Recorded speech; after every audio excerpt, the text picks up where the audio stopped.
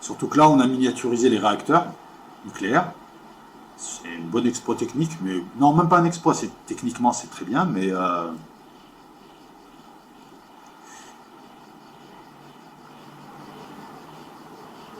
après la guerre, les USA avaient des projets similaires. Ils voulaient mettre des réacteurs nucléaires sur des avions. Le problème, c'est que dans un avion, tu as un pilote, et si tu mets un réacteur nucléaire, il va mourir. Ou alors, il faut le protéger. Il faut des gros blindages. Et gros blindage égale gros poids. Et un avion, il ne peut pas porter un réacteur nucléaire. Et on ne savait pas miniaturiser plus que ça. Il fallait beaucoup de protection. Ça te donnait des avions à je ne sais plus combien de tonnes. C'était pas possible, des avions de chasse. Donc, on a laissé tomber. En se disant, peut-être dans 20 ans, dans 30 ans, on aura une meilleure technologie, un autre truc. Et à ce moment-là, on reviendra sur l'idée. C'est ce qu'ont fait les Russes pour leur armement. Et eux, ils sont malins. Ils se sont dit, mais attends, les Américains essayaient ça avec des avions et ils ont vu que ça tenait pas. Qu'est-ce que je voulais dire C'est quoi le problème? C'est le type. On enlève le type. Ah ben c'est plus un avion, c'est un missile. Ouais, mais on s'en fout. Donc c'est ce genre de missile. Il y a un réacteur nucléaire miniature, mais le réacteur il va s'amorcer au moment où c'est parti. Et il n'y a pas besoin de protéger le réacteur. Il n'y a personne. C'est une arme qui va détruire. Vous voyez, on a juste repris des trucs, quelques techniques, et puis voilà, c'est tout.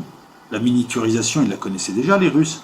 Ah ouais, comment ils ont miniaturisé leur ICBM, le nucléaire dans l'ICBM, parce que c'est pas tout d'avoir des bombes atomiques, c'est pas tout d'avoir des vecteurs, il faut connaître la miniaturisation, il faut avoir... voilà, c'est pour ça que la Corée, et surtout l'Iran est à 10 ans, 15 ans encore d'une bombe atomique. Ils vous racontent des conneries. Ils n'ont pas la miniaturisation. Ils n'ont pas les véhicules de rentrée en haute atmosphère. D'ailleurs, le planeur servira à ça aussi. Parce que quand tu passes une certaine zone de l'atmosphère et tu reviens, c'est comme... tiens, on prend 100 000 tonnes de cailloux sur la tête chaque année, mais ils crament. Ah, une étoile filante, oh, un météore. Oh, un bolide. Ouais, un météore. Là, c'est pareil. Il faut la maîtriser, cette putain de technologie. L'Iran est loin de la maîtriser. L'Iran, tout ce qu'elle peut faire là, c'est en 5 ans, des grosses bombes à gravité atomique qu'elle mettra sur des vieux missiles qui seront interceptés. Donc vous voyez aussi pourquoi on nous enfume sur le nucléaire iranien. Vous voyez que c'est plus une volonté d'avoir du nucléaire pour se protéger. C'est si vous venez chez nous, on a des bombes atomiques. Mais c'est pas pour les envoyer. Ce sont les gens qui ont la possibilité de détruire 1000 fois la Terre qui viennent emmerder des gens qui, eux, ont peur d'eux et qui veulent s'armer pareil. Dans la course à l'armement, il y a les gros veulent empêcher les autres de les suivre pour continuer à les dominer et à leur imposer des politiques économiques et des politiques politiciennes et faire ce qu'ils veulent. La marche du monde. Et on appelle ça la civilisation. Et quand tu ne suis pas, on t'attaque au nom de la démocratie, au nom des principes moraux. On est à la fois une partie, la pire des parties, on n'accomplit pas le rôle qu'on doit jouer puisqu'on est censé organiser le monde, et en plus on te met à l'amende si tu essayes de. Ça aussi, il faut le dire. Ça sert à ça dans les armes, à ce moment.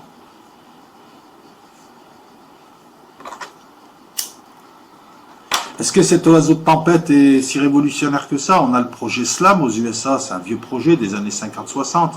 Supersonic Low Altitude Missile. Enfin, le missile s'appelle SLAM, le projet s'appelle Pluton. Un missile de 26 mètres de long, ça fait gros pour un croisière. 27 tonnes, 26 ogives. Un bus à bombe qui distribue à basse altitude et qui va à basse altitude et qui distribue comme ça des ogives. En veux-tu, en voilà, tu sais, des petits papiers de Noël, ouais. Un Mach 3,5, super, par contre c'est supersonique. C'est en dessous de Mach 5. Et à l'époque c'était pas mal, avec un réacteur Tori. Dedans tu as de l'uranium, l'oxyde d'uranium, oxyde de beryllium, oxyde de zirconium. Et ce projet sera abandonné parce que les missiles balistiques étaient plus efficaces à l'époque que ce projet. Je disais les missiles balistiques étaient plus efficaces à l'époque que ce projet, donc en quoi c'est révolutionnaire? C'est juste une évolution.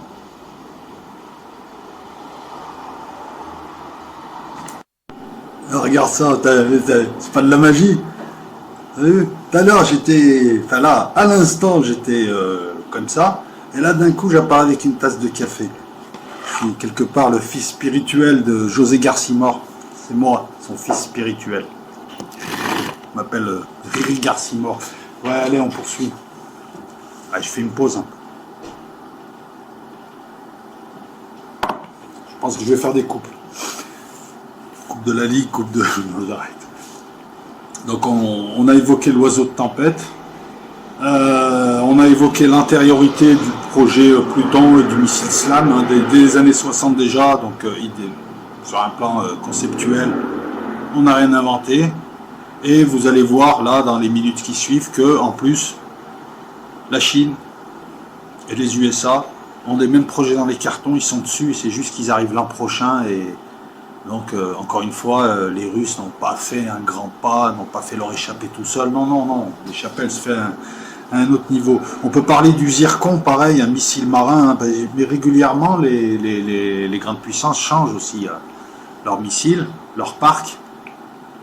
Un missile, c'est une réussite technologique, mais c'est pas pour ces gens-là, c'est 3-4 ans de recherche et de l'argent maintenant.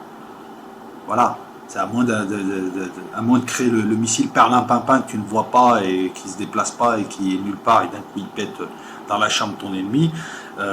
Tous les autres, hein, comme on va le voir, tous les autres ont ça, ont ces technologies, travaillent dessus et commencent à sortir des trucs. Quant au missile, oui, mais pour eux, voilà, pour eux, c'est une histoire de temps, le missile. C'est pas une histoire de très haute technologie, parce qu'ils les maîtrisent déjà, ces technologies, c'est eux qui ont créé ces technologies. Donc il ne faut que les faire évoluer. Donc, encore une fois, que ce soit le Bovrevestnik, oiseau de tempête, missile cruise.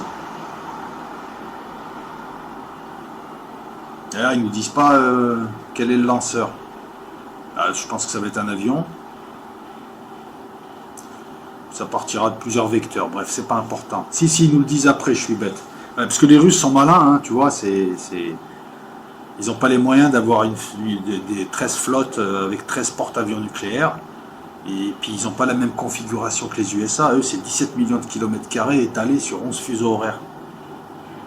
Donc, à la limite, ce qu'apportait un avion, un porte-avions aux USA, eux, leur pays est un porte-avions. Ils ont des frontières avec tout le monde. Je vous rappelle que avec les USA, ils ont juste à passer par le pôle, ils sont voisins. Ils sont voisins par l'Alaska. Ils sont proches. Hein. Parce que nous, on a tendance à croire que ça va partir de l'Est, ça va nous passer dessus, ça va passer l'Atlantique et ça va aller de l'autre côté. Non, c'est des trajectoires circumpolaires, des trajectoires voilà, qui vont contourner l'Arctique et qui... Quel est l'intérêt pour avoir une flotte? Il ne veut pas reproduire cette erreur qu'a été la course à l'armement à l'époque de la guerre froide, où les Américains provoquent des courses à l'armement, provoquent leur adversaire, lancent plein de projets pour que leur adversaire essaie de suivre. C'est comme un coureur de fond qui est très bon, qui a 15 poumons et qui de temps en temps voit les autres derrière qui sont déjà en sur-régime, il se dit tiens, je vais lancer des accélérations pour les finir, pour les carboniser. C'est ce que là, les Russes ne tombent pas dans cette nouvelle course à l'armement, non voulue par les Russes ne tombent pas dans cette connerie de faire exactement pareil en volume. Eux, ce qu'ils ont fait, c'est un exploit, c'est revenir intelligemment. Le Zircon, missile sous-marin, Mach 9, donc technologie, encore une bonne technologie, 1000 km, mer-sol, peut être lancé par des bateaux légers de surface, par des sous-marins. Elle est là, la doctrine. Eux, ils ont fait des petits bateaux, des corvettes, des bateaux pas très très grands, mais qui peuvent lancer. Un bateau, un avion, c'est un vecteur pour lancer un missile à la base. Parce qu'un avion sans missile, ouais, il va brouiller, voilà. Ou il va faire le kamikaze, dès qu'il voit une tour, il fonce dessus, mais il fera pas grand-chose. Ou un porte-avions, il dira banzai, il ira. Mais il fera pas grand-chose. Je vous rappelle que tout est une histoire de vecteur. Et ton fusil, il sert à quoi en fait? Il sert juste à envoyer une balle qui tue l'adversaire, c'est pas ton fusil qui tue, c'est la balle. Donc les Russes se sont dit, pourquoi est-ce que tu veux que je monte un porte-avions qui casse la baraque, qui va casser surtout le porte-monnaie, et puis je pourrais pas en faire 13, qui va me ruiner, mon peuple va crever la dalle, ils vont me virer, et je vais encore me faire avoir, alors que je peux avec des petites corvettes en mer Caspienne envoyer des missiles calibre, là où eux en face ils sont obligés d'avoir des frégates. Je fais la même guerre qu'eux avec les mêmes armes pour moins cher. Ben voilà, c'est ce qu'ont fait les Russes. Les Chinois, on verra qu'ils ont aussi respecté une doctrine. Ces gens-là sont tout sauf cons. Ces gens-là cravachent pour rattraper leur retard. Ces gens-là, en plus, sont animés d'un patriotisme qui se perd ici. Donc, il ne faut surtout pas les mépriser, les sous-estimer. Et moi, là, je ne sous-estime pas la Russie. C'est simple. C'est un pays imprévisible, qui a des génies et qui a aussi des gens bizarres. Ils ont Staline, mais ils ont aussi... comment il s'appelle? J'ai noté le nom de toute façon. Gamov, par exemple. Sakharov. Je sais pas, il y en a tellement des prix Nobel russes. C'est un pays qui...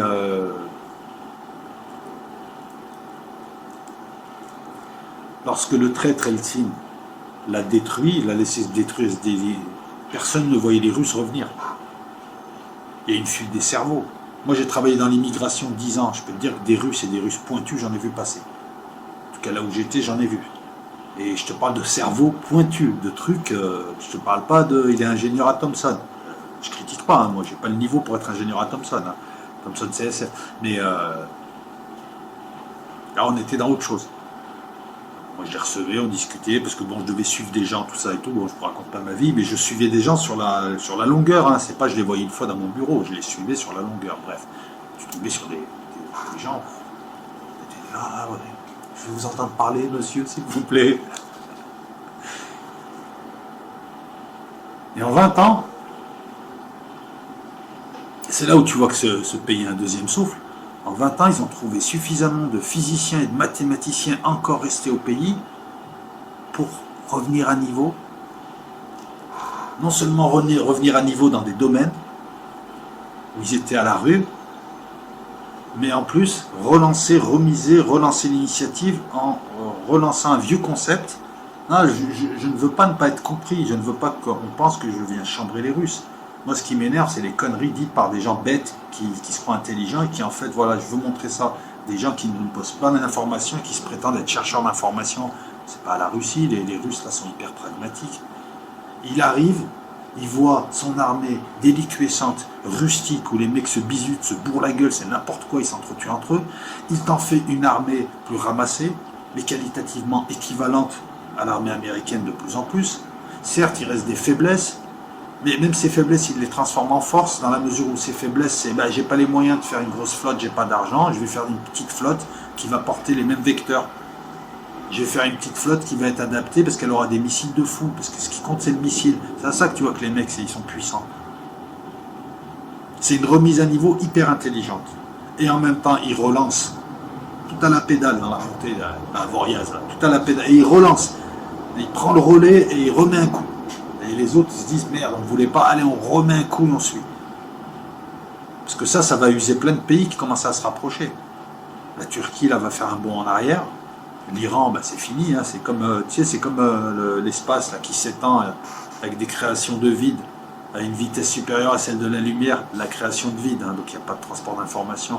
Ça fait qu'il y a des zones entières de l'univers que tu ne verras jamais, puisque la lumière arrivant, mais comme ça s'étend beaucoup plus, la lumière n'arrive jamais. Là, c'est un peu pareil.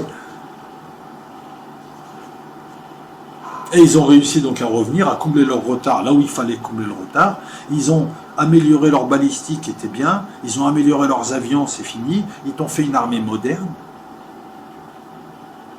qui a prouvé un petit peu quand même. Je veux dire, leurs armements, ils les ont testés en Syrie et ailleurs. Voilà, quand il te dit, je te mets un calibre dans le fion, il arrive dans le fion, hein, ou juste sur la fesse. Mais voilà, tu vois, le degré de précision et de vulgarité.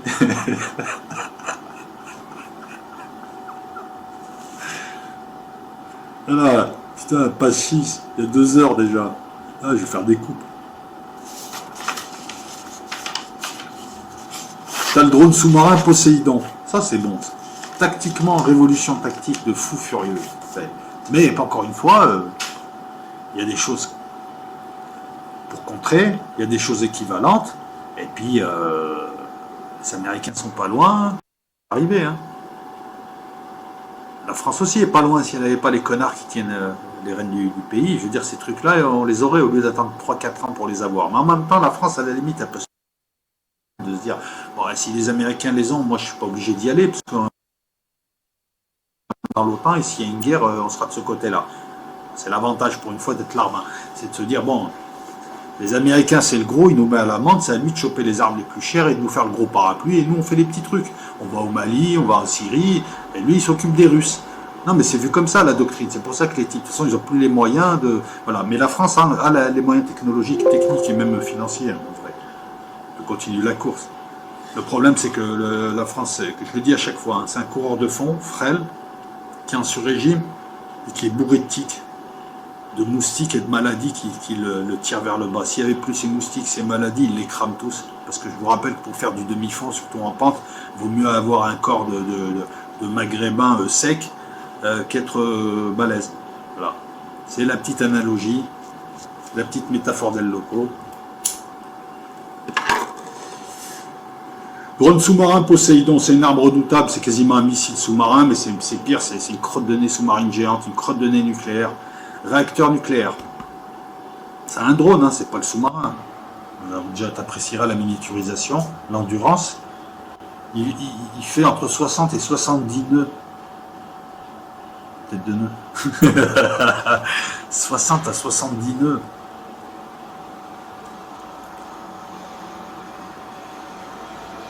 C'est-à-dire que tu essayes de le courser, c'est fini. Si tu essayes de le chasser, il sort vite de la zone. Pour le rattraper, il va falloir bien mailler. Si tu lances une torpille, il y a plein de torpilles, notamment les torpilles françaises, elles ne l'attrapent pas. Il va plus vite que la balle. Il descend à 1000 mètres. Alors, en général, les profondeurs pour sous-marins d'attaque, pour sous-marins militaires en tout cas, sont gardées secrètes, ces caractéristiques. En général, on dit qu'ils descendent à 600 mètres. Moi, je pense qu'ils peuvent descendre à plus. Plus tu descends, plus tu as de poids, plus tu as de pression, plus tu as tout un tas de choses, plus ça suppose... Voilà. Mais plus tu descends, plus tu es furtif. Pour être furtif, alors c'est encore un domaine que je vous invite à creuser, les combats entre sous-marins, le monde des sous-mariniers. Ils jouent sur les courants d'eau, la salinité de l'eau, et en fait, là, le pilote sur la machine, il a une grande emprise. Parce qu'un bon sous-marinier peut faire en sorte, en jouant avec les courants d'eau, la salinité, les profondeurs, les anfractuosités, le relief du terrain, il peut passer, il peut être furtif.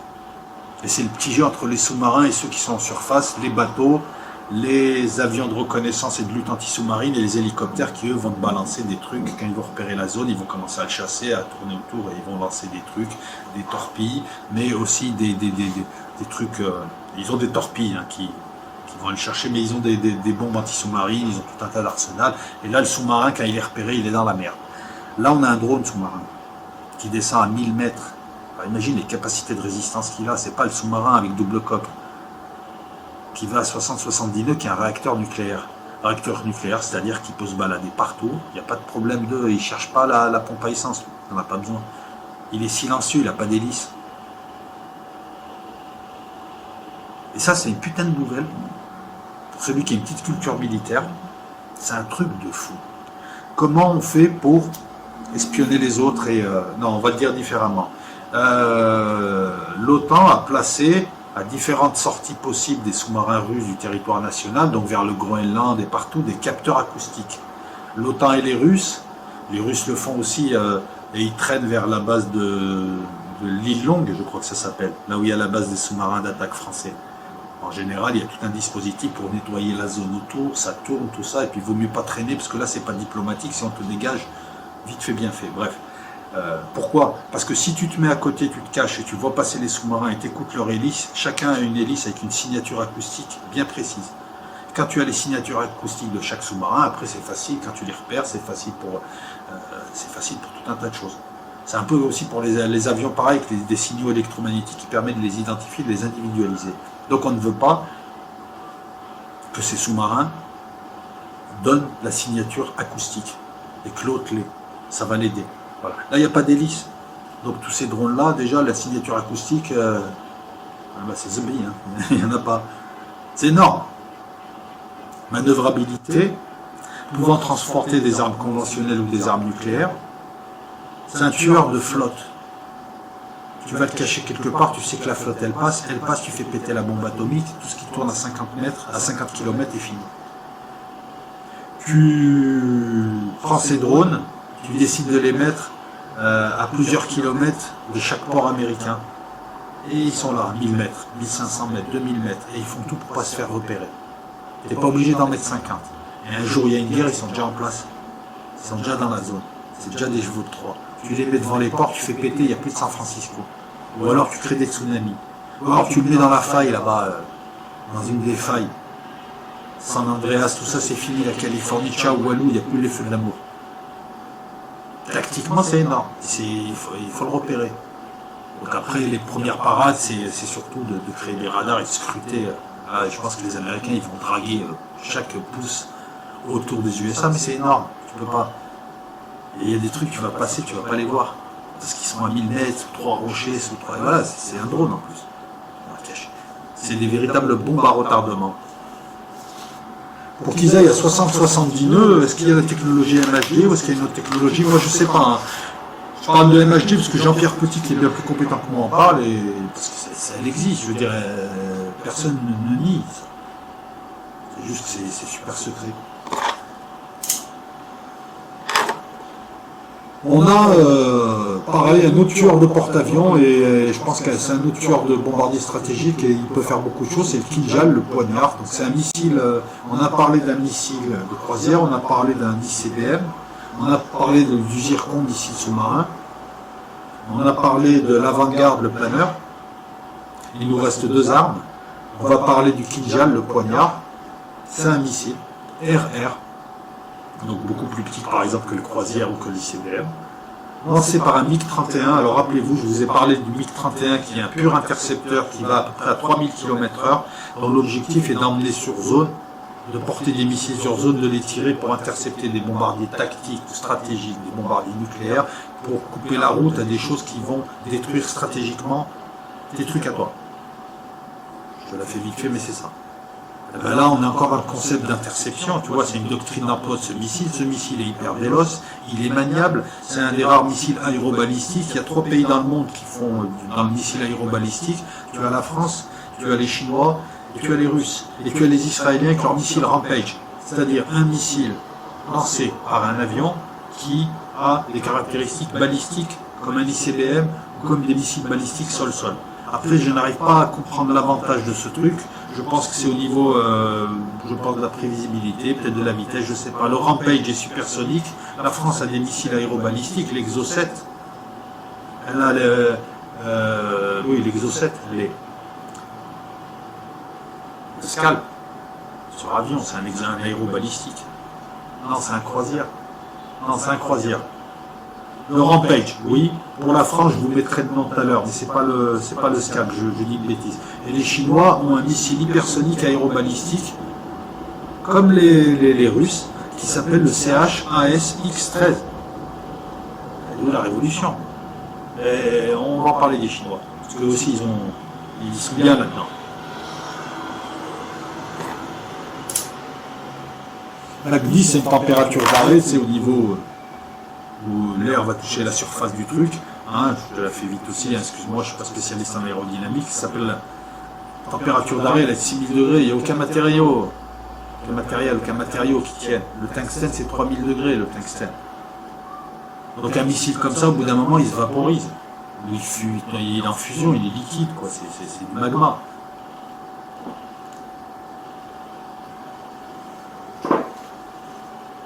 Donc ça suppose une technologie MHD, ou en tout cas une technologie similaire qui l'empêche d'eux. Parce qu'il n'y a pas de matériau qui fait qu'il n'y a pas d'autre technique. Si tu mets de la peinture décapante, ça est énorme. Alors le Kinjal, lui, ne sera pas en haute atmosphère, hein, mais il sera lancé, c'est pour l'interception, c'est un missile hyper rapide. Vu la portée, on dit 1000 km, mais en fait il en a 2000. On peut cibler la taille d'une voiture à 1000 km et il a 2000 km de portée. Vu la portée, les porte-avions américains qui traînent au loin, ils vont devoir reculer. Hein. Il faut se mettre à une portée suffisante pour ne pas subir les tirs du Kinjal. Il est rapide et il va loin. Alors mets-toi très très loin et évite de te faire voir. Là aussi, tactiquement, c'est pour faire fuir les flottes américaines. D'ailleurs, les Chinois, s'ils ont développé un missile hypersonique de ce style, qu'on peut tirer par avion, c'est unique. Et qui pourront mettre d'ailleurs sur leur J-20. Leur J-20 n'est uniquement là que pour porter des super missiles comme le PL-15 qui va à 200 km. Un RR longue portée. Et ils veulent faire le PL-31 qui va à 300 km. Un missile RR, 300 km. Bon, après, il va falloir le suivre, hein, et le guider aussi. Mais bon, ça, je pense que c'est pour ça qu'ils font leurs histoires d'îles aussi. Hein, ils auront trop d'idées. Mais c'est un danger tactique important. Alors, le Kinjal a été testé avec succès en décembre 2018. Hein. La vidéo qu'on voit là, que montre Poutine, elle est bidon d'après Jean-Pierre Petit, et moi aussi je pense. Qu'on te montre, c'est bidon. C'est normal. D'ailleurs, l'avion n'a pas les mêmes numéros au début et à la fin. Ce que tu vois, c'est sûrement pas un Kinjal, mais c'est normal, il va pas te montrer. Parce qu'il suffit qu'il y ait des ingénieurs qui regardent et ils vont voir des trucs que toi tu ne vois pas, mais que lui n'a pas envie de montrer. Et puis se rappeler que son discours, il était à communication interne et externe. Il n'y a aucun spécialiste. C'est pour ça que quand je vois sur OPEX ou ailleurs des gens qui critiquent, ils nous ont fait une simulation, ils n'allaient pas te montrer les grandeur nature, temps réel, et ils ne vont pas te montrer leurs armes. Tu les découvriras au moment où ils arriveront sur la gueule. Donc il est normal qu'ils te montrent des simulations, il est normal aussi qu'ils jouent un petit jeu, ils balancent des... Il y a peut-être une information bidon dans l'affaire, juste pour feinter la recherche européenne et américaine qui va perdre 5 ans pour aller. Comment il a fait ça? Mais on peut pas. Pourquoi il va là? Des fois aussi, tu sais, on peut aussi intoxiquer. Pour finir avec les armes laser, pour moi, les armes laser, je vous le dis nettement, c'est les USA qui sont en avance. Il n'y a rien de révolutionnaire non plus, parce que les Américains bossent dessus depuis très longtemps. Est-ce que font les Russes là? Est-ce que vont faire les Russes là? Les Américains le font déjà.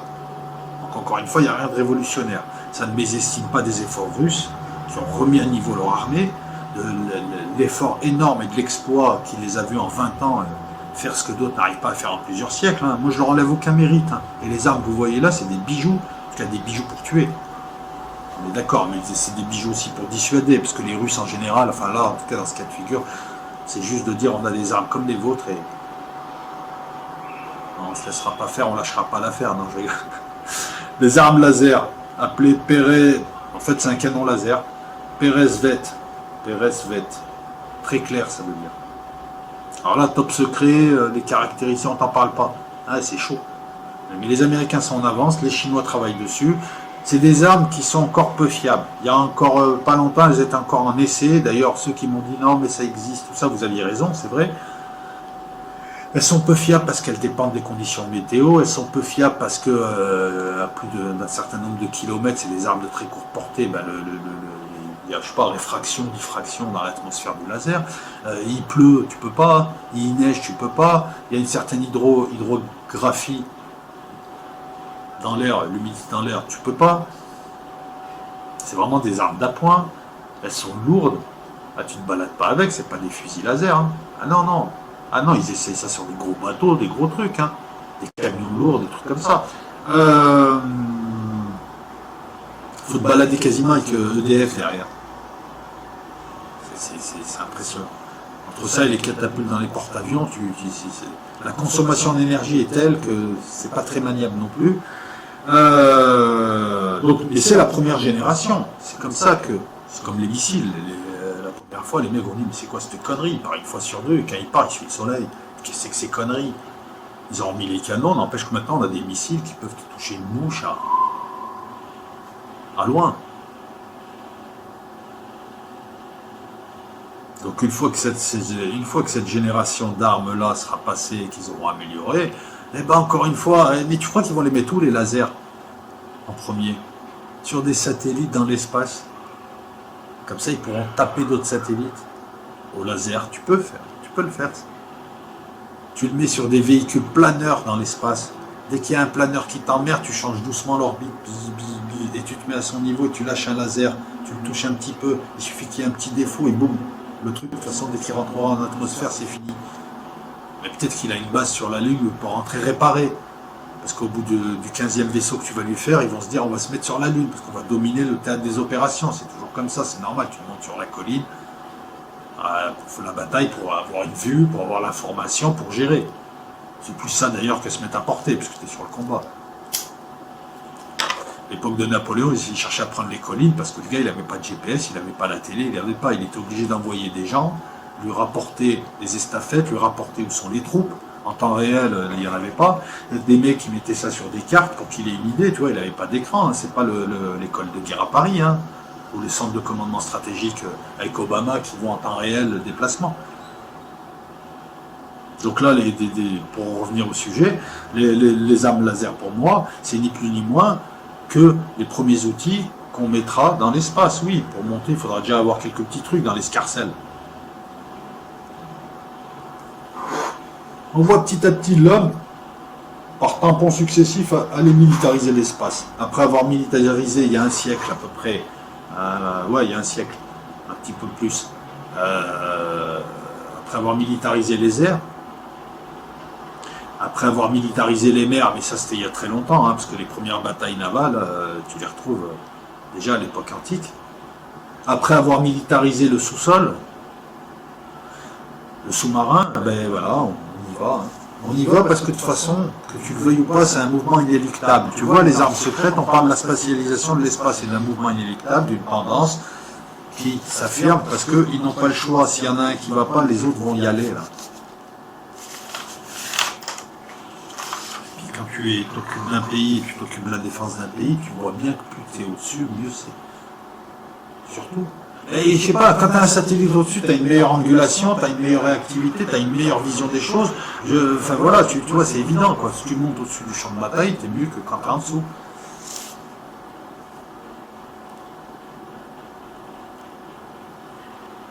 Donc voilà, ces armes elles sont là. Maintenant, entre le moment où ces armes ont été conçues, le moment où elles ont été testées, elles passent les tests avec succès, et le moment où elles seront en dotation, il y a un moment où il faudra les produire. On sait que l'appareil industriel russe, là, il y a un gros problème. Il est peu productif, notamment dans le qualitatif. C'est pas encore ça. C'est pas l'appareil industriel américain qui peut te lancer 15 projets en même temps. Tu sais, on parle du planeur avant-garde. Les Américains, eux, ils sont en train de lancer deux avant-gardes. Un régional et un dans le monde. Dans leur concept de je frappe partout, quand je veux, qui je veux, comme je veux. Le Global Strike. Je fais chier tout le monde n'importe où. Tu es dans une grotte à Tombouctou, je t'envoie un missile quand même, je peux te toucher. Tant que tu es relié à Internet et tu as un téléphone portable que je t'ai offert avant, je peux te repérer. Et ouais, ça sert à ça aussi. Ah ouais, tous connectés. Ouais, tous soudés, ouais, mais ils te soudent bien, mais c'est ça, tous soudés, tous connectés. C'est qu'on peut rentrer chez toi, on peut voir ce qui se passe dans ta chambre, on a toutes tes données, on a tous connectés, on sait tout, mais le plus fort va tout savoir. Eh ouais, connected people. Donc malgré la fuite des cerveaux, tout ça, les gens anti-russes, je suis obligé de le dire, il y a des gens qui pensent que je suis russophobe, alors que non, pas plus que ça. Les Américains, par exemple, au moment de production, c'est là où ils vont récupérer leur retard, c'est comme un mec qui est sur plaine et c'est Herrera ou Pantani, il attend la côte. Et bien eux, au niveau de production, ils vont pouvoir produire beaucoup plus vite, beaucoup mieux, vendre certaines technologies pour récupérer des sous. Donc au final, voilà, encore une fois, je ne vois qu'une prise de relais dans un peloton d'échappés, les Russes, et les Américains prennent le relais juste derrière. Et après, derrière, tu as les Français, les Chinois et les Indiens qui vont prendre le relais à un moment donné, à hauteur de ce qu'ils peuvent. L'intelligence des Russes, c'est avec peu de moyens, avec d'énormes contraintes, notamment géopolitique, quand tu perds des scientifiques, quand tu perds des compétences parce que l'Ukraine maîtrise la turbine, tel pays maîtrise ça et il est plus, maintenant tu ne payes plus en rouble et il ne veut plus te parler, tu réussis quand même à avoir suffisamment les reins solides, en tout cas en mathématicien, en physicien, pour revenir au niveau de la recherche appliquée, pour revenir au sommet, pour récupérer le terrain en 20 ans, pour passer d'une armée rustique à une armée plus ramassée et plus moderne, pour faire un saut qualitatif. Oui, il y a encore des faiblesses, c'est sûr. On les donne. L'appareil industriel, certaines compétences que tu n'as pas, en électronique, en informatique, au niveau des sous-marins, les tiens, bon, ben, c'est des LADA, tout ça, mais on le dit aussi. Parce que moi, j'idolâtre pas, je suis là pour apporter une information, une véritable information, pas quelque chose de biaisé, pas un truc à l'émotionnel. Mais en même temps, MHD, le spatial, le nucléaire, le balistique, l'antimissile, l'aviation qui revient avec des bijoux. La série des Sukhoi là, c'est pas de la merde. Même au pire moment, niveau nucléaire, les Russes savaient gérer, ils ont un savoir-faire. Le spatial, c'est pareil. Pendant longtemps, il y avait qu'eux qui lançaient à un moment donné, c'était les seuls lanceurs. Hein. Roscosmos, là, son client, c'était les USA. Faut le dire, ça. Ils se sont dit, voilà, faut revenir vite, faut revenir bien. On ne peut pas revenir sur tout. Qu'est-ce qu'on fait alors? D'abord, on va faire un énorme effort sur ça. On va aussi faire de l'intelligence, de l'intelligence, de l'espionnage et tout. Et puis, on va essayer de remettre à niveau petit à petit. Puis, on va faire de la communication interne et tout. Voilà. Moi, le reproche que je fais, c'est ces chercheurs de vérité qui te reprennent des projets russes tous les jours, sans aller suivre l'information, sans te dire que c'est des projets qu'on balance mais qu'on va arrêter, ou que c'est des projets qu'on reprend pour donner une impression de volume, pour dire au peuple russe, on est là. on a peu de moyens, mais c'est de la com interne, c'est de la pub, ça biaise un peu, ça roufle un peu, et c'est normal. Mais quand toi tu comprends pas ça, ne me dis pas je cherche la vérité, tu cherches rien, tu comprends pas les choses. Tu n'es pas capable d'analyse ou de second degré. Il n'y a aucune supériorité. Voilà, je me répète, mais c'est pas grave. Et les trous capacitaires, on en a vu aussi les plus longs, hein, au bénéfice des Américains qui avaient des armements bien supérieurs aux Russes, qui auraient pu attaquer et qui éventuellement auraient pu faire du dégât. 45-52, leur aviation dans les années 70-80, leur calculateur, leur tout, quoi. Je veux dire, parce que quand tu vois des armements russes là, les Américains, ça fait 20 ans qu'ils les ont. Les Russes, ils ont bossé sur certains modèles, certains trucs, certains machins, ils sont remis à niveau. Bref. Course à l'armement, il y en a un qui sort un truc, l'autre qui essaie de sortir le même truc, en attendant il sort un truc qui va le contrer, ou des trucs qui vont être équivalents, ainsi de suite, et ça tuile, et ça tuile, et ça tuile. Voilà, c'est tout. Chacun choisit aussi les concepts des fois pour leurrer l'autre, hein, au lieu de courir tout droit avec l'autre, il se met à se barrer là, l'autre il est obligé de le suivre et il prend le relais, etc. On a eu la guerre de masse contre la guerre de spécialistes, on a eu l'antimissile contre l'aviation occidentale, on a eu le bouclier contre l'épée, maintenant on a des épées contre des épées, et chacun, même les Américains, mènent des études en ce moment dans l'antibalistique parce qu'ils se sont aperçus qu'ils avaient du retard. Et en attendant, ils vont développer autre chose, et ainsi de suite. Et voilà. Dans une partie d'échecs où l'un vient de jouer son demi-coup et l'autre va jouer. On ne peut pas dire que le premier ait pris l'avantage.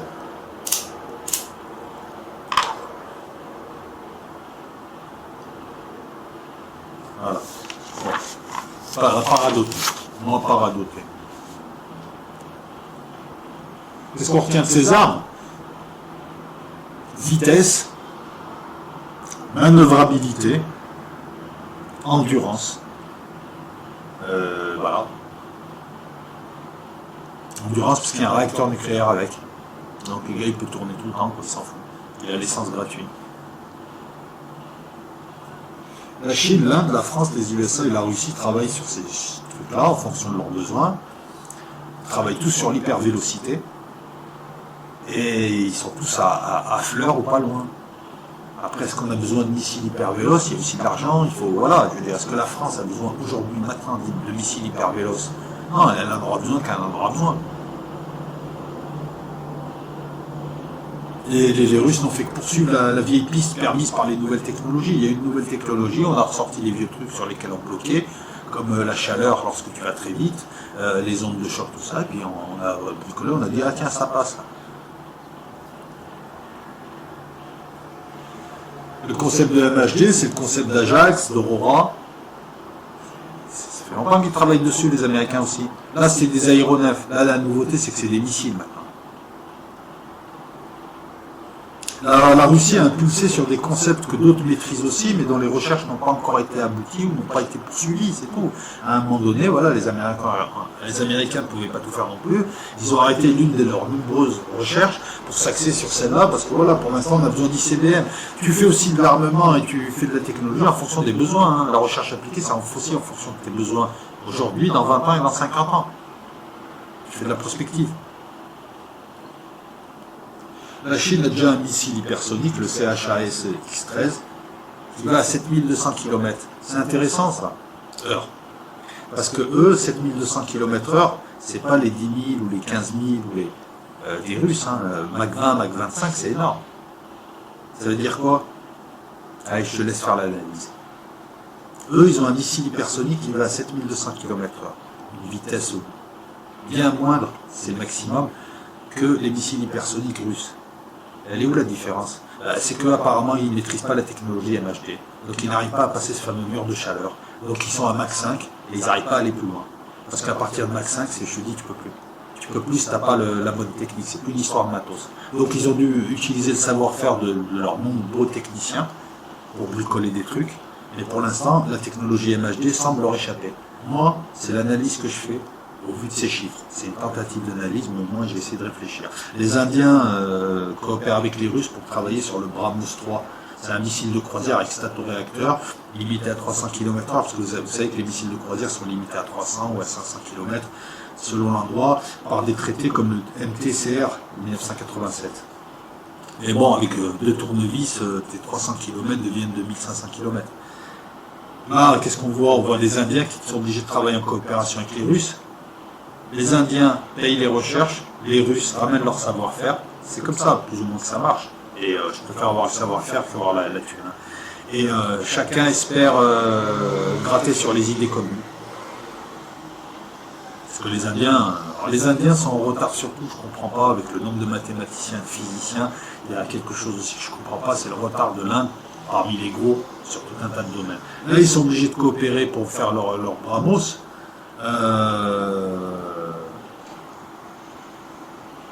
Je pense que dans le peloton, tu as premier en ce moment les Russes sur ces domaines-là, deuxième à côté les Américains, troisième la Chine, quatrième la France, qui n'a encore rien lancé comme projet, mais qui maîtrise tous ces domaines, je te le dis, et l'Inde qui est obligée de faire des coopérations et de payer. La France, bah écoute, c'est simple. Il y a une étude lancée par Ariane Group et la DGA, c'est le projet VMAX, un véhicule manœuvrant expérimental, un planeur à haute vélocité, hypersonique, à Mach 5. On n'est pas allé sur l'hypersonique pour l'instant parce qu'on n'en avait pas besoin. En 3-4 ans d'études, c'est bon. C'est des études techniques. Il n'y a aucune limite conceptuelle. Il y a aussi du mathématicien, de l'ingénieur.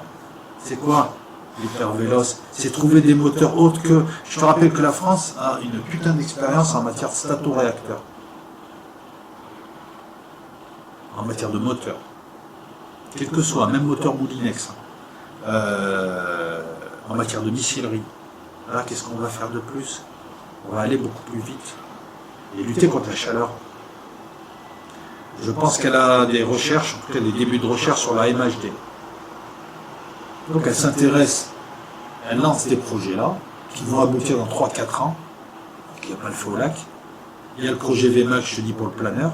Il y a un projet de missile, parce qu'on parle de système d'armes hyper véloces et manœuvrants. Tu as les planeurs qui transporteront des bombes, des charges, il n'y aura plus besoin d'ogives, qui pourront faire soit les bus, soit quasiment tout balancer sur un point. Et il y a les missiles. Voilà, c'est les deux trucs. La France, avec son projet VMAX, commence à s'intéresser et veut mettre au point un planeur. Et puis il y a Ariane, il y a l'ESA, il y a... En 3-4 ans, ils font la même chose. C'est juste une histoire de 6 mètres comme d'hab. Ça s'intéresse donc à un missile hypersonique pour sa force de dissuasion. Une étude est lancée, on vient d'installer le M51 qui est un missile nucléaire. Il y a l'ASM-9, technologie statoréacteur, ASMP. C'est le missile bombe atomique qu'enverra la France si jamais on l'attaque par avion de 2009. Donc là, pour 2035, on va changer, mais pour l'instant, on ne va pas les changer, hein, parce qu'il n'y a pas que l'hypervélocité de toute façon. Il y a d'autres techniques aussi pour toucher. Là, ça va être des rafales qui vont les transporter. Il y a une trentaine de rafales, je pense qu'il doit y avoir une centaine de missiles, j'espère. Ça suffit pour détruire pas mal de villes. Missiles, c'est des missiles nucléaires. Donc pour 2035, on s'intéresse à ces missiles hyper véloces pour la force stratégique. Mais il n'en demeure pas moins qu'il y a un troisième programme, le MAN-FAC, avec l'Angleterre, pour remplacer les missiles croisières Scalp et Exocet par de l'hypervéloce. Et ça, c'est pour 2021. La France est le seul pays à avoir mis au point des armes avec des missiles avec des statoréacteurs, l'Exocet. Un statoréacteur, c'est pas un avion, c'est un missile. Donc tu vois, en la matière, voilà, il suffit juste de reprendre un crayon, un stylo, hein, d'appeler pour Finareff pour un découvert autorisé, de dire à Macron lâche-nous la grappe, et je te promets qu'en 4 ans, il y a tout ça. Et les missiles de croisière hypersoniques, et les missiles nucléaires hypersoniques, et les planeurs.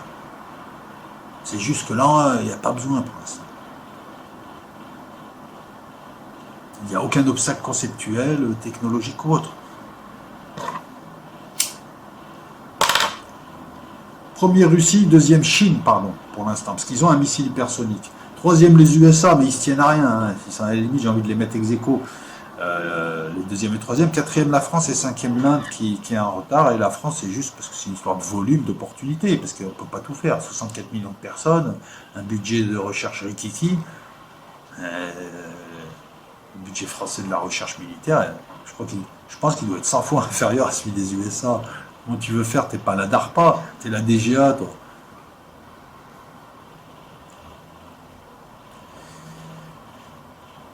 Les missiles voilà, hypersoniques russes se basent sur des recherches des années 60 menées par tout un tas de gens, mais à ce moment-là, il y avait un mur technologique. Elles ont été relancées en 2001, toutes ces recherches. Depuis 2001, ils bossent sur ces trucs. Dans les années 70, en Occident, on se basait sur le basse altitude pour les missiles de croisière à 20 mètres, l'Exocet à 3 mètres, ton Mirage à râler-pâquerette. Et tu rentrais en profondeur sur le territoire, tu balançais, tu revenais à pleine puissance. Par contre, tu montais très haut, tu revenais à pleine puissance. Hein, parce que là, c'était... Voilà, il fallait pas trop pour prendre de la vitesse. Selon un itinéraire bien particulier. Dans le 90, on avait apparaître le concept du furtif. En 2001, on a vu le Prompt Global Strike et d'autres doctrines qui ont besoin de ces outils imposer dans les têtes le fait que les Américains peuvent frapper n'importe où quand ils veulent, où ils veulent, sur qui ils veulent, comme ils veulent. On a eu les attaques ciblées de drones un peu partout dans le monde. Ils ont pu, grâce à tous leurs capteurs, tous leurs satellites, tous leurs bateaux, tous leurs volets qui leur permettent de diriger des drones de Californie ou de petites bases secrètes. Parce que quand on vous dit aussi, quand vous faites des reportages pépitels locaux, prends des notes, ouvre tes oreilles. Quand on te dit que les Américains, ils ont 2 ou 3 bases pour diriger les drones en Afghanistan ou ailleurs, non, je vais t'expliquer. Ils s'installent dans des pays et ils négocient des accords secrets pour installer des infrastructures légères de type qui se font passer pour ce qu'ils ne sont pas, qui ont des couvertures, et qui eux dirigent des drones. Voilà. Il y a 2-3 pièces dans un bâtiment, dans un endroit où ils ont pris. Voilà. On a vu des installations légères en Algérie à Tamen Rasset. Prends des notes. Là, non, mais ils peuvent nier le gouvernement algérien. Moi, je te dis que on a vu une installation d'Américains à l'époque. Installation légère. Je pense que c'était pour les essais à l'époque de drones, ça l'a pas fait. Ils ont eu du mal à s'installer en Afrique. Maintenant, ils ont réussi à installer ça au Niger. Ils ont dû menacer. Donc pour avoir ça, il faut avoir une capacité déjà. Donc le concept de je frappe quand je veux, où je veux, partout, les Russes maintenant peuvent adopter ce genre de concept. Ils ont les armes pour, ils ont des armes plus modernes que les drones HAL, MAL, etc. Qu'ont les Américains. Mais les Américains vont sortir des armes hypersoniques. Et il n'y a aucune révolution doctrinale. C'est toujours pareil, on tape où on veut, comme on veut, mais maintenant beaucoup mieux. C'est juste ça. C'est une évolution technique, tactique. Voilà, je reprends l'exemple de ce que je vous disais tout à l'heure. Ces armes n'ont en fait provoqué qu'une cassure avec la première division et ceux qui en sortaient, comme la Turquie qui quittait le groupe des chasseurs pour se rapprocher, et qui arrive au niveau furtif et qui se retrouve face à une accélération. L'Inde qui essaie de s'accrocher. Pour ce qui est d'Israël, eux, ils ont bénéficié, ils savent qu'ils bénéficieront en croisée des recherches américaines, c'est un tandem. Donc elle s'est plutôt focalisée sur d'autres choses, comme l'antimissile, où ils étaient en retard, comme l'aérobalistique supersonique, avec leur dernier missile Rampage, aérobalistique. Un missile tiré avec un avion avec une trajectoire balistique qui va très vite et qui a des caractéristiques qui emmerdent l'anti-aérien. Tu vois, ils n'ont pas attendu l'hypersonique pour déjà feinter les batteries anti-aériennes.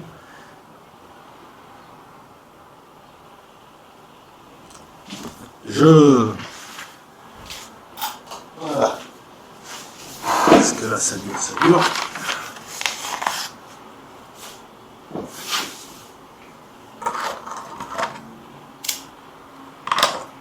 Les Américains, je vous ai parlé du SLAM, du projet Pluton, 1961, développent un tas de projets à l'heure actuelle qui vont aboutir. C'est pour 2022-2023. Il y a un trou capacitaire de même pas un an et demi. Je vous le dis, parce que tant que les Russes les produisent, leurs armes, les Américains les auront déjà produits et auront doté leur régime avec. L'US Air Force et la DARPA. La DARPA, c'est le département de recherche et des projets de l'armée américaine, qui mène des tas de projets, c'est à base de millions ou de milliards. Donc, développe en ce moment un projet, l'Air Launch Rapid Response Weapon, ARRW. Voilà. Une arme de réponse rapide lancée par air. C'est ça, hein. Ils ont commandé pour 2021, demain, à Lockheed, l'équivalent du Kinjal. 480 millions pour l'étude et la conception. Et après, ils mettent ça en place. C'est juste comment on va le fabriquer, c'est tout. C'est une histoire de technique, là. C'est pas une histoire de...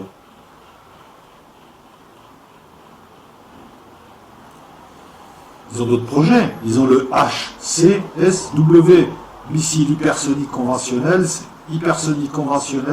Strike Weapon, 928 millions d'études.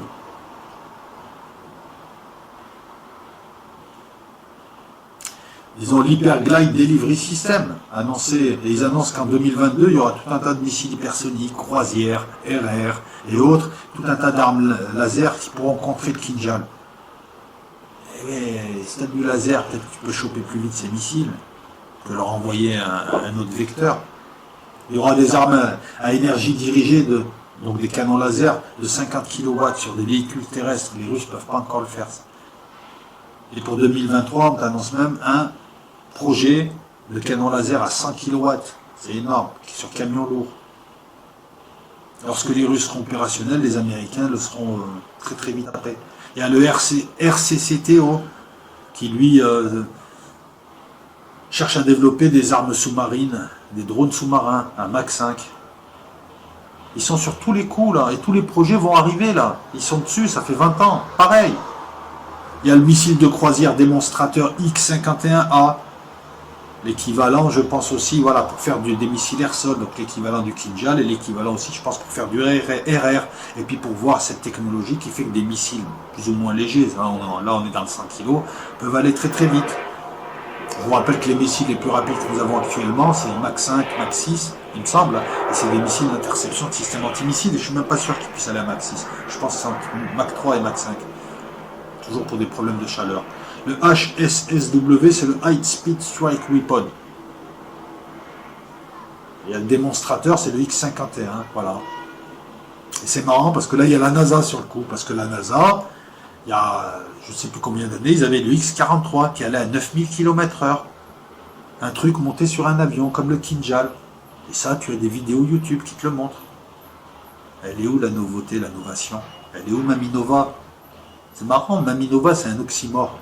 Nova, neuf, nouveau, novateur. Et Mami, ancien. En gros, avec du vieux, on fait du neuf. Non, mais si, c'est pour ça qu'ils ont fait. C'est un oxymoron. Ouais, ça n'a rien à voir avec le sujet, mais bon, au point où on en est. Les USA, ils ont un projet beaucoup plus ambitieux à venir, donc qui prend plus de temps. Voilà, ils travaillent sur l'Hypersonic Air Breathing Weapon Concept. 2 planeurs, un planeur qui ira à 6000 km se jeter à la mer, et un autre Tactical Boost Glide porté 1500 mètres à vocation régionale, pour faire chier le Venezuela. Voilà, d'un côté tu fais chier la Syrie, de l'autre côté le Venezuela.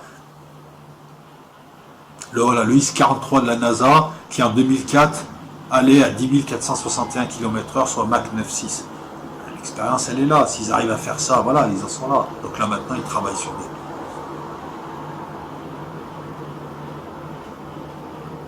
programmes d'ARPA, NASA, Boeing, Pratt & Whitney et l'US Air Force dessus. Voilà. Il y a du monde. Hein. Donc c'est quoi? C'est un missile emmené par un B-52. C'est pas par un autre missile, comme le Sarmat. Non, là je confonds, excuse-moi. C'est pas emmené par un MiG-31, c'est emmené par un B-52 à 15 000 mètres d'altitude, à Mach 4,8 en 26 secondes, il te le fait, à 15 000 mètres, et à 18 000 mètres, il fait du Mach 5,1. Après, tu as le mur de chaleur. Hein. Je veux dire, c'est le mur de chaleur.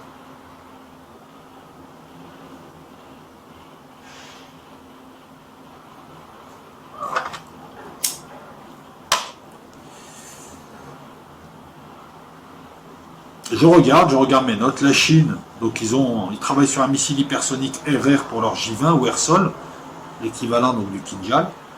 Je pense qu'ils vont pas tarder à travailler sur un missile de croisière. Ils ont déjà des missiles qui tuent des satellites. Tu vois, donc pareil. Et ils travaillent sur un planeur HS hypersonique, donc DF-ZF, qui sera un tueur porte-avions. Parce que la Chine, c'est pas la Russie. Ouais, je sais, tu sais, mais laisse-moi finir. Faut les ricaner bêtement. C'est pas les USA non plus. Ils n'ont pas la même histoire, ils n'ont pas les mêmes préoccupations, ils n'ont pas les mêmes ennemis, ils n'ont pas le même futur. Même s'ils sont amenés à se rencontrer. Avant de faire des armes, une armée, il faut que tu aies une doctrine politique et militaire, une vue globale. Qui est mon ennemi aujourd'hui? Qui est neutre? Qui est mon allié? Qui peut basculer? Quelles sont les forces et faiblesses de chacun, et notamment des miennes. Et en partant de là, comment je peux optimiser mes forces tout en essayant d'évaluer la situation dans le temps. À 5 ans, à 10 ans, à 20 ans, à 30, 50 ans. Et à partir de là, tu commences à te dire, j'ai besoin de ça, il faut que je fasse ça, donc j'ai besoin de ça, il faut que je sois comme ça, donc j'ai besoin de ça. Sachant que je ne pourrai pas avoir tous les jouets du magasin, parce que mon père est smicard. Donc il est normal que leurs recherches ne soient pas identiques. Je pense que si les Chinois avaient eu besoin de ce genre de matos avant, ils auraient mis le paquet, ils l'auraient eu. Les Chinois, comme les Russes, et peut-être même mieux, ont fait un bond en passant d'un... Ils ont pris... Ils ont changé de siècle en 15 ans. Ils ont construit plus de bateaux que la flotte française et la flotte anglaise réunies. En un an, ils te font l'équivalent d'une flotte. Ils ont réduit la signature de leurs sous-marins, la signature radar, acoustique. Ils ont, bon, leurs avions sont peut-être pas super beaux, mais ils tournent. Ils portent des missiles qui vont très loin. Donc, c'est qui leur ennemi? C'est Taïwan. Qu'est-ce qu'ils veulent? Ils veulent la domination régionale. On peut être attaqué. Et ils veulent être gros, que personne de l'extérieur vienne les attaquer, et ils veulent plus ou moins avoir le leadership de la région. Parce que la région est culturellement plus chinoise que japonaise. On distingue l'Asie chinoise de l'Asie indienne, et moi je rajouterais de l'Asie turcophone, avec un dégradé à chaque fois. Turcophone, Asie indienne, Afghanistan, Pakistan et Asie chinoise, Birmanie, enfin bref. Donc elle n'a pas besoin d'avoir 15 porte-avions qui se baladent dans toutes les mers et d'être partout. Maintenant, elle commence à recréer son fameux collier de perles pour son approvisionnement énergétique, mais elle n'est pas là à jouer la puissance impérialiste dans toutes les mers. Elle a besoin d'une flotte plutôt, je crois qu'on appelle ça mer verte ou mer bleue. Enfin, une mer qui n'est pas allée au fond, une mer proche de sa côte. Elle doit pouvoir gérer la mer de Chine aussi. Elle doit pouvoir gérer ses côtes. Donc des sous-marins, des bateaux, une flotte, des batteries côtières pour faire repousser tous ceux qui viendraient autour. Et ce qui l'emmerdait, c'était les sous-marins, pas les sous-marins, les porte-avions américains, qui eux se mettaient pas à portée. Ben, depuis, les Chinois ont un missile qui peut toucher des porte-avions américains très très loin, donc ça emmerde les Américains, leurs porte-avions les ont encore plus reculés, hein, ils évitent de... Faut pas qu'ils soient pris sous un feu ennemi, même théorique, c'est pas bon. Ou en tout cas, quand ils le font, en passant près de Taïwan, tout ça, là, ils sont la main sur la détente. Mais il faut éviter de mettre ces porte-avions en permanence sous le feu ennemi. Et ils veulent aussi pouvoir récupérer Taïwan. Taïwan, c'est une forteresse de 10 millions de personnes qui se battent bien, qui ont un équipement super moderne, avec une trentaine de points d'accès, des plages, avec 2 époques propices dans l'année pour pouvoir envoyer des troupes de débarquement, pas plus. Donc, et puis, si tu téléportes des millions d'hommes, tu te fais défoncer, parce que les Taïwanais, c'est 10 millions, il y aura au moins 2 millions de types en armes, ils ont des F-16, c'est une armée moderne, Taïwan. C'est pas une île avec 3 pêcheurs et ils sont 20. Si vous pensez que la Chine peut prendre Taïwan comme ça, non. La Chine peut détruire Taïwan, mais la Chine ne peut pas prendre Taïwan. Très compliqué. Pour envoyer tes troupes, il faut les faire débarquer. Tu arrives au détroit là-bas, il y a des tempêtes. Et je te rappelle qu'il y a eu des précédents. Hein. Lorsque les Mongols ont voulu envahir le Japon, ils sont tombés dans un endroit, à 2 reprises, ils se sont fait avoir par des tempêtes. Voilà. Et partant de là, qu'est-ce qu'ils font les Taïwanais? Ils surveillent juste dans les bons créneaux. Sachant qu'ils ont des missiles. Eux aussi, ils ont fait leur doctrine en fonction de la Chine. Ils ont des missiles pour repousser les bateaux. Ils ont des missiles air-sol et des avions faits pour bombarder s'il y a un débarquement. D'autres avions pour lutter contre les avions chinois. Ils ont tout ce qu'il faut. La Chine, elle aurait déjà envahi Taïwan. Elle aurait déjà essayé. Donc que fait la Chine? Là, elle s'enliserait et elle passerait pas. Elle prendrait, je pense qu'elle perdrait. Elle n'arriverait pas en tout cas à prendre Taïwan. Elle peut le détruire. Elle lance des bombes atomiques ou elle le bombarde pendant des années. Oui, elle peut ça. Les Américains ne laisseront pas faire. Donc, dans les 2 cas de figure, non. Donc partant de là, les Chinois, voilà, ont développé des choses qui, pragmatiquement, ils savent, pareil, les Chinois, ils savent qu'ils ce bond en avant, là, qu'ils ont fait ce réel bond en avant, il ne peut pas être dans tous les domaines. Donc ils ont dit, on va prendre les domaines hyper stratégiques, on va travailler dessus. Pour les autres, il y aura l'espionnage, la rétro-ingénierie. Quand je dis l'espionnage, c'est pas méprisant, tout le monde espionne. Hein. Et récupère, hein. Les Russes ont récupéré Concorde, les Français ont piqué. Les services français ont quand même réussi à voler le moteur d'un Tupolev au salon du Bourget. Je vous raconterai cette histoire. Hein, c'est Maurice et Mimile, voilà, aux Russes. On est à la barre du KGB. Ce moteur-là, quand ils l'ont analysé, ça a permis à Dassault de faire quelques avancées aussi. Ah ouais, c'est des deux côtés, ça pique. C'est normal, c'est le jeu. Ouais, c'est le jeu, ma pauvre Lucette.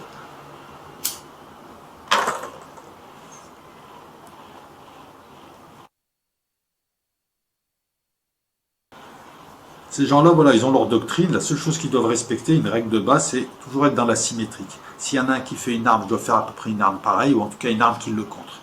Voir les deux, si je peux.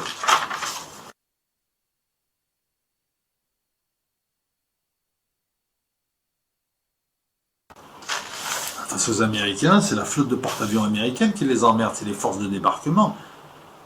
Après, il y a les missiles américains. Alors là, les missiles américains, ils n'ont pas le bouclier encore, les Chinois.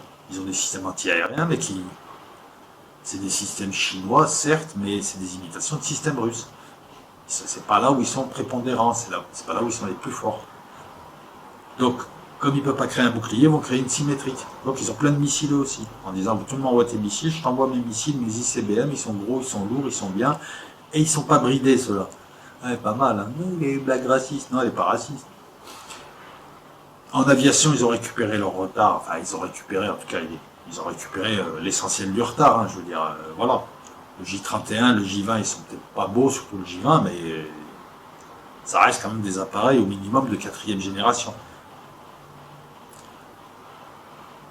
Ils ont dit, par contre, le spatial, on lâche pas. Et les Chinois, c'est les seuls qui sont incapables de faire un moteur fiable de très haute puissance. C'est compliqué. Pour leurs avions, J-20. Et de l'autre côté, de t'envoyer une sonde, je dis, de l'autre côté de la Lune. C'est une prouesse technologique. Tu vas te dire, mais comment? Eh ben ouais, tu vois. Eh ouais. Et là, ils ont mis le paquet. Là, ils ne peuvent pas mettre le paquet partout. On a affaire à des gens, c'est bien russes que chinois, que indiens, que tout, très intelligents, qui, avec peu de moyens, ont comblé leur retard. Il ne s'agit de pas les sous-estimer. Vous saviez que les radars censés détecter ce genre de choses, à savoir les frappes nucléaires, ne distinguent pas une frappe nucléaire d'une frappe hyper véloce. T'imagines le danger? Tu fais une frappe avec des charges conventionnelles, avec des planeurs et des missiles hyper véloces, et en face, les systèmes automatisés pensent que c'est une attaque nucléaire de masse et répliquent immédiatement. Il y a un vrai problème aussi qui s'installe. Puis il y a d'autres problèmes. C'est que s'ils arrivent à s'entendre, ils vont devoir trouver des traités où là, c'est plus la portée, c'est la vitesse qu'on va limiter. Et oui, rien n'empêche. Pendant très longtemps, on a fait des traités pour limiter la puissance des vecteurs, puis leur portée. Le traité dont s'est retiré les USA, le FNI, c'était un traité qui empêchait de faire des missiles de croisière ou autres, et pour les Américains et pour les Russes, qui ont une portée entre 500 et 5000 km. Bon, comme ça ne concernait pas les Chinois, les Américains l'ont dénoncé là pour essayer d'obtenir un traité incluant les Chinois, mais les Chinois n'ont aucun intérêt à signer ce traité. Bah maintenant, on pourra envisager des traités de vitesse. Tu as le droit de faire des missiles, mais qui n'ont pas le droit d'aller à plus de 10 000 km/h. Parce que sinon, mes défenses ne suivent pas, il y a un déséquilibre stratégique, il y a un déséquilibre. C'est d'ailleurs ce que reprochent les Russes, hein. Les Américains leur reprochent d'avoir sorti leur missile Novator qui aurait une portée plus grande que la portée autorisée qui est de 480 km exactement. Les Russes leur disent non, venez voir, ils ne sont pas allés voir et ils leur ont dit non, vous mentez, ça fait des années. Bon, les Américains ont trouvé le prétexte parce que le Novator était bridé. Après, ils se débrident facilement, mais tous les missiles se débrident facilement. Donc c'était vraiment le prétexte pour quitter le FNI. Mais partant de là, les Américains ont dit ah ben nous on va installer des rampes de lancement anti-missiles. Les Russes leur ont dit vous êtes en train de briser un équilibre. On avait dit vous n'installez rien, on n'installe rien. Mais c'est pas des missiles, c'est pas des missiles Pershing. Ça ne donnera pas la crise des euromissiles que moi je l'ai connu, peut-être pas vous, mais cette crise où les Américains ont mis des missiles Pershing pour contrer des missiles russes qui étaient dans les pays de l'Est. Voilà, et grosse tension, et le traité FNI de 87 a permis d'enlever les missiles de part et d'autre, ce qui a permis aux Européens de dire, parce que c'est en Europe que ça se passe la guerre. C'est ça le problème, c'est que s'ils s'embrouillent, ça se fait en Europe, ça se fait chez toi. C'est ton voisin de droite, ton voisin de gauche, ils sont costauds, mais ils veulent se battre chez toi. Et non, allez vous battre ailleurs. Et là, grâce à Trump, merci à Trump, en tout cas c'était européen, il a remis ce nouveau truc. Alors les Allemands et beaucoup de gens ont dit non, les Américains, vous ne remettrez plus de missiles chez nous. Les Russes ont dit, vous posez des missiles anti-missiles, vous nous racontez des conneries, ces plateformes de lancement, en 20 minutes, vous les transformez en plateformes de missiles d'attaque, vous avez rompu l'équilibre, on a créé de Novator, vous voulez continuer, on va créer d'autres armes, c'est ce qu'il leur avait dit, et on tapera les installations de lancement, ah tiens, la Pologne, la Roumanie, tout ça, vous voulez les accueillir? Vous êtes ciblés, on a mis vos codes, j'ai mis ton adresse IP maintenant sur le robot, t'inquiète, il va aller direct chez ta mère, il va te faire la misère, et on attaquera maintenant les USA. Et quelques années après, ils ont de quoi faire. Comme quoi, c'est pas des grandes gueules. C'est pas Trump. Poutine, en tout cas, c'est pas une grande gueule. Voilà, Poutine, il est crédible là-dessus, il dit des trucs, il les fait. Voilà, on peut pas lui...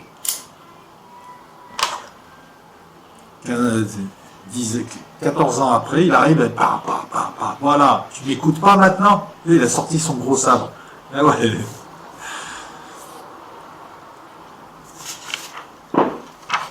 Voilà, avant de finir, donc comment un avion peut voler à Mach 20 sans se vaporiser? Ben, selon Jean-Pierre Petit, la MHD, une solution qui permet cela.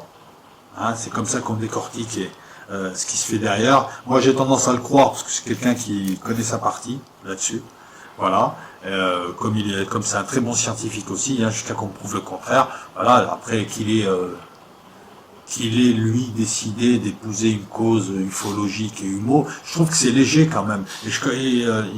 Hier, dans une de ses vidéos, il disait « Jusqu'où peut-on penser trop loin ?» Il a entièrement raison. Parce que entre des scientifiques, et là je suis d'accord, qui viennent mettre à l'amende des complotistes, des gens qui maîtrisent rien, entre des scientifiques qui reprochent un tas de choses au Bogdanov, à juste titre, se faire passer pour les Weinstein, tout ça et tout. Ok, mais quand on commence à stigmatiser quelqu'un qui est un ancien directeur de recherche du CNRS, qui est un type pointu en MHD, qui est un type qui est capable de faire de la très haute science, et à côté il peut prendre un tournevis, et à côté il dessine en Selm-Lanturlieu, qui est un type qui propose tout sur son site, Jean-Pierre Petit, qui propose peut-être 13 à 14 gigaoctets de trucs bien, des BD gratuites, et tout ça en disant il est fou, il dit n'importe quoi, c'est aussi un peu léger, parce que tu finis par plus être crédible après, parce que tu traites tout le monde de complotiste. Jean-Pierre Petit n'est pas complotiste, moi personnellement ces théories ubiques, UFO, j'y crois pas un seul instant, et j'y crois pas, j'adhère pas. Et c'est pas pour ça qu'il faut discréditer l'ensemble de l'œuvre de quelqu'un parce qu'il y aurait une partie qui te dérange ou qui paraît farfelue. Pour moi, pareil, les UFO, tout ça, je me détache de tout ça, je n'y crois pas. Maintenant, les gens qui croient aux UFO, il y a beaucoup de gens sérieux et intelligents, beaucoup de gens qui sont là, je trouve que c'est léger de discréditer. Ça sent l'excuse. Ça sent aussi la querelle de personnes, de gens qui m'ont l'air d'être hyper arrogants. Et moi, je m'excuse, mais quand je regarde, par exemple, Aurélien Barraud, Thibaut Damour, tous, sauf à la limite Étienne Klein qui est quand même un peu au-dessus, Jean-Pierre Petit n'a rien à leur envier. J'ai une petite culture quand même maintenant, scientifique et autres. Jean-Pierre, voilà, quand je vois Roland Lehoucq, tout ça, j'ai l'impression que c'est plus des gens qui répètent une thèse officielle, qui est là, qui est réelle, mais en même temps qu'ils ne sont pas capables d'aller écouter ce qui pourrait sortir de cette thèse officielle et venir te parler de ce que la thèse officielle ne parle pas. Il y a encore des zones, des choses qu'on n'arrive pas à expliquer. Moi, je ne remets pas en cause ni la théorie du Big Bang, mais quand Jean-Pierre Petit propose des modèles alternatifs au modèle de l'inflation et autres, c'est comme ça qu'a marché la science. C'est par délégation de gens sérieux comme lui, qui proposent des choses qui paraissent farfelues, il propose un univers jumeau, il propose une masse négative. Le pire, c'est que ces concepts-là, les autres les reprennent et les retravaillent différemment, et on me dit, là, il dit n'importe quoi, machin. Pourquoi il dit n'importe quoi? Quand est-ce que vous, là, tous ces scientifiques français, j'ai pas l'impression que vous soyez très très performant. J'ai l'impression surtout que vous allez aux USA, vous émerveillez, vous venez répéter un truc. Je sais pas. Moi, je vais prendre un exemple. Aurélien Barraud, s'il m'écoute, hein, il est de Grenoble en plus. Il est prof à Grenoble à Fourier. Je trouve que c'est un peu léger de dire à quelqu'un qui s'intéresse à la science, au-delà du Big Bang, il n'y a rien. Ça n'a pas de sens. C'est comme tu dis, au-delà du Nord, du pôle Nord, du Nord, du pôle Nord. Il répète toujours les mêmes images. Et bien, tu dis de la merde. Tu expliques de la merde. Parce que tu es en train de nous dire qu'il y aurait un effet sans cause. Et tu fais exprès de ne pas comprendre. Je vais te prendre un exemple. Si l'univers est une simulation, le temps de cette simulation apparaît en même temps. D'ailleurs, il y aurait 3 temps. Il y aurait le temps du gars qui regarde la cime, il y aurait le temps de l'ordinateur qui a un temps cyclique, il y aurait le temps propre à la cime. En admettant en plus que ce temps soit continu, ne soit pas gelé. Mais avant la cime, il y avait quelque chose. Oui, il y avait le néant pour la cime. Et elle sort quelque chose. C'est ça qu'on te demande. C'est ça, moi, qui m'énerve. Jean-Pierre Petit, l'autre, Jean-Pierre Petit, il arrive, il te sort ce stylo, il te sort 3 équations, Schwarzkopf, Schwarzschild, machin, tu mets le θ, cosinus là, tu fais ça, et là, on voit un déséquilibre, et là, le gradient, il est là, équation différentielle, j'ai n'importe quoi. Mais c'est ça, nous, qu'on veut. Pas besoin d'un gros cahier. C'est là le truc. Donc, allez voir Jean-Pierre Petit. Moi, ce que je peux vous dire, c'est qu'en tout cas, le concept de MHD, magnéto-hydrodynamique, est un concept qui est à l'étude. Pas forcément, c'est pas forcément le projet de recherche numéro 1, mais ça a été un projet de recherche qui a été mené, peut-être arrêté, peut-être mené par les Russes et les Américains, qui leur a permis d'ailleurs peut-être éventuellement ces armes hypersoniques, et de faire quand même un bond par rapport à la première division, pas par rapport aux autres. Tu as des véhicules réels ou pas, je ne sais pas, mais il y a quand même des images, des photos et des trucs sérieux. Aurora pour les Américains, Ajax pour les Russes, des véhicules, des aéronefs allant à des vitesses folles et qui sembleraient utiliser cette technologie. Il est bien évident que les USA nient. Quand tu me traites de complotiste là-dessus, t'es un peu con parce que c'est des recherches hyper secrètes et c'est toujours comme ça, ils nient et c'est des trucs, voilà, il y a des photos dans le Texas. Je te parle pas de soucoupe volante, là, je te parle de projets de recherche militaire US sur une technologie très proche. Je te parle pas non plus d'un truc qui te fait disparaître et réapparaître sur Pluton ou sur Saturne. Voilà, ça aussi. Non, parce que à partir de quand on est complotiste et à partir de quand on est dubitatif, on se pose des questions et à partir de quand on peut penser un peu plus loin que la version officielle. La version officielle, elle demande aussi est-ce que tu la dépasses sans dire n'importe quoi et en ayant une certaine compétence ou un certain travail. Là, j'ai pas l'impression de te raconter n'importe quoi, pourtant je suis pas dans la version des tous ces badnaveurs qui en fait n'avaient pas de version du tout, ils ont repris un article et ils l'ont commenté. Oh, le concept Ajax de 1990 russe, Fredstadt, c'est un cocktail de 5 technologies qui permettent, notamment ces applications qu'on voit actuellement, ou en tout cas en sous l'odeur qu'elles les ont permis. Le wave riding, tu surfes sur l'onde de choc que tu as créée. Le générateur à plasma, le véhicule virtuel, le pontage MHD et la reformation de carburant. Les 5 en 1. Ces 5 techniques-là permettent ce qu'on voit et peut-être au roi. Je t'explique. L'aéronef va surfer sur sa propre onde de choc, créée par la paroi interne. La paroi externe, il y a une gangue qui se fait, qui le protège de la chaleur, qui le protège des radars. Une gangue de plasma. Allez voir ce qu'est un plasma. C'est un des états de la matière. La gangue de plasma, donc générateur à plasma, devient une enveloppe, un véhicule virtuel, et interact à ton véhicule. Tu sais, les torpilles à changement de milieu, enfin les torpilles MHD, c'est pareil. Ça permet, voilà. Toi, tu es là, et si t'as pas les forces frottement, tout ça, voilà, bref. Et tu surfes, surfeur d'argent. T'as vu, je maîtrise, hein. Ah, mais bon, c'est pas évident. Le pontage MHD accélère l'air entrant, donnant une poussée supérieure. En gros, avec un petit bricolage, un bidouillage, mais compliqué, l'air qui rentre, à un moment donné, on récupère une certaine énergie, son énergie cinétique, je crois, et on la transforme en énergie électrique, et l'air, quand il sort, on lui donne un coup de pied au cul. Si tu veux, il rentre, on lui enlève son portefeuille, il sort, on lui donne un coup de pied au cul, il sort plus vite. C'est un peu ça. Donc ça donne un statoréacteur, une propulsion supplémentaire pour la vitesse. Et la reformation de carburant, c'est simple, on met dans le kérosène, on met un composé d'oxygène, très souvent du peroxyde de quelque chose, hein, qui crée une réaction qui absorbe la chaleur. Tu as intérêt à avoir des chimistes, tu as intérêt à avoir des facs, et tu as intérêt à avoir autre chose que des gens en survêtement, en gros, qui regardent BeIN Sport, hein, pour avoir ça. Ça refroidit l'aéronef, et ça devient du carburant à la fin.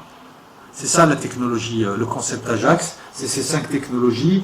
Et officiellement, les USA travaillent sur la MHD depuis 2004, sur ce genre de concept, en tout cas officiellement. Officieusement, on sait que non. Depuis très longtemps, Jean-Pierre Petit le dit. Et je finis là promis, l'hypersonique intéresse de nombreux secteurs civils, et déjà l'aviation civile. C'est des projets pour dans 30 ans. Donc tu vois, donc on n'est pas loin militaire, parce que c'est souvent ça le décalage, hein. Il y a toujours 20 ans, 25 ans de décalage. Tu as par exemple à l'essai, alors où je te parle, le Starry Sky 2 chinois, tu vois, ils sont pas à la rue. Et ils sont sur d'autres trucs. Boeing vise un aéronef fonctionnant sur ce genre de technique hypersonique, et donc je pense qu'il y aura de la MHD qui est une technique qui permet l'hypersonique. L'hypersonique est une caractéristique. Les technologies qui le permettent sont la technologie de la MHD. Voilà. Il faut être précis sur les mots, parce que quand je fatigue, je commence à parler très très mal le français. Londres-New York en 2 heures, voilà. Donc c'est un marché qui se créera et à ce moment-là, on se rappellera du Concorde français. Premier avion civil supersonique à emmener des gens commerciaux. Une réussite technologique, une réussite scientifique, un échec commercial, pas mal dénigré par les anglo-saxons, c'est dommage. Et ben c'est leur Lucie, c'est leur ancêtre. Ce sera leur ancêtre le Concorde, à tous ces avions civils qui se créeront ensuite et qui essaieront d'aller. Voilà, comme quoi le concept était bien. Le problème c'est que on n'y a pas cru jusqu'au bout pour différentes raisons. C'est pas forcément, c'est juste qu'à l'époque la crise du pétrole de 73, crise industrielle, fin des 30 glorieuses, l'essence commençait à coûter cher. Il n'y avait pas assez de gens qui réservaient, il n'y avait pas assez de riches à l'époque qui réservaient, et donc on ne pouvait pas, voilà, échec commercial. Ça c'est la marque française. Bon partout, et le dernier truc facile, ça marche pas. Pour des raisons ou d'autres, là j'incrimine pas forcément des gens, parce qu'à l'époque, on l'a arrêté, c'est dommage, parce que maintenant on pense pas que... Alors est-ce que les technologies du statoréacteur, parce que c'est un supersonique, du Concorde permettront encore ou est-ce que ces recherches-là ont permis les recherches actuelles? Est-ce qu'il y a des recherches actuelles? Moi, j'aimerais bien, franchement, qu'il y ait des recherches secrètes à MHD et qu'à un moment donné, on arrête aussi de laisser les gens frileux. De dire que ce qui compte dans une torpille, c'est pas forcément la portée. C'est quoi, alors? Ou la vitesse? C'est quoi? Sinon, on va prendre du retard. Comme on a pu prendre du retard sur des choses bénignes, certes, mais sur le système Felin, quoi, qui devait doter... le soldat d'un FAMAS, d'un capteur, d'un truc qui s'avérait être un outil de merde hyper lourd, hyper peu pratique, qui rajoutait 20 kilos sur le dos du soldat, qui servait à rien du tout. Les Américains venaient de l'arrêter, nous par contre on a continué genre de saloperie. Alors qu'il y a peut-être tout un tas de projets à développer. Après l'argent, il faut se rappeler aussi qu'on parle de rien. On ne parle pas de grosses sommes. C'est là où j'ai envie de faire mon laïus politique. Si nous n'étions pas dans l'OTAN, si nous n'étions pas dans ces opérations extérieures qui nous ont transformés en tirailleurs pour les Américains, si nous n'étions pas soumis au diktat de l'Union européenne, de la Banque centrale, de l'euro et de toutes ces merdes, de l'argent on en aurait pour développer une civilisation qui n'a pas besoin de ça, de la recherche, etc. On pourrait s'appuyer, on pourrait être des USA nous aussi, mais mieux. On pourrait développer ces projets, c'est pas des projets, c'est des projets pépitos, là on parle de quoi? S'il te plaît. Chaque semaine, tu fais un chèque à Trump et à ses juges parce qu'il y a une boîte française, 25 milliards, 2 milliards, on a négocié, on paye qu'1 milliard d'amende pour un truc, je sais pas ce qu'on a fait, mais on paye, on a l'habitude, c'est un abonnement, on avait tous ces sous-là, et tout un tas de sous. La destruction, voilà, Alstom, prise par General Electric, la destruction des grands fleurons industriels, le fait de ne pas soutenir Total plus que ça, pas soutenir F plus que ça devant les Américains, hein, t'as laissé tuer de Marjorie, qu'on ne dise pas que c'était pas un coup, le fait d'abandonner Carlos Ghosn et de faire la pub des Américains alors qu'on sait très bien qu'ils voulaient sa peau, non pas parce que c'était un salaud de riche, hein, il y en a plein des salauds de riches, c'est juste parce que le gars voulait continuer à vendre des Renault en Iran. Et les gens n'ont pas compris encore. François de Rugy, Carlos Ghosn, ben c'est comme ça qu'on vous baise à l'émotionnel. Voilà, donc moi j'espère que ces recherches sont faites, parce que pour moi je n'ai aucun doute sur l'existence de cette technologie secrète, et qui restera secrète, en tout cas qui restera aux mains de quelques pays. Et ils ont tout intérêt à la garder et à s'entendre de manière objective, sans même se parler. Ils ont tous intérêt à garder certains secrets entre eux et pas avoir d'autres pays monter. Parce qu'ils se disent, les Américains se disent, bon, des fois il vaut mieux être 3 que seul, ou que voir arriver plein de gens. Donc là, à 3... Voilà. Faut pas croire, hein. C'est ça aussi la diplomatie.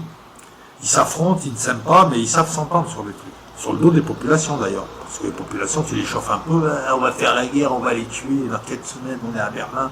Puis ça donne une guerre mondiale de 4 ans qui détruit l'Europe et qui fait passer le leadership d'Europe aux USA.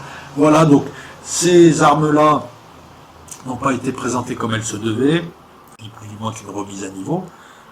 Ce n'était ni plus ni moins qu'un ajustement, une évolution tactique, une évolution en cours. On est dans la même seconde. S'ils sortent demain les armes que je t'ai annoncées, c'est quasiment de la même seconde. Donc où est l'information, où est le traitement de l'information, où est la compréhension, où est la mise en perspective et où est l'aspect synthétique quand on te présente des concepts hyper novateurs, alors que c'est des concepts qui sont vieux comme Mathusalem, mais on les a juste arrêtés, on les a repris juste parce qu'il y a eu des avancées technologiques. Où est l'information? Où est les seuls où j'ai trouvé des informations fiables, mais techniques, c'est moi qui fais le travail de mise en perspective, c'est chez Jean-Pierre Petit, enfin chez les gens qui ne prétendent pas chercher la vérité et qui sont autrement plus excellents, et que je vous invite à aller voir. Voilà, donc 1h15 là, là c'est une vidéo à 2 heures, ça facile, mais je sais que vous aimez les longues vidéos, et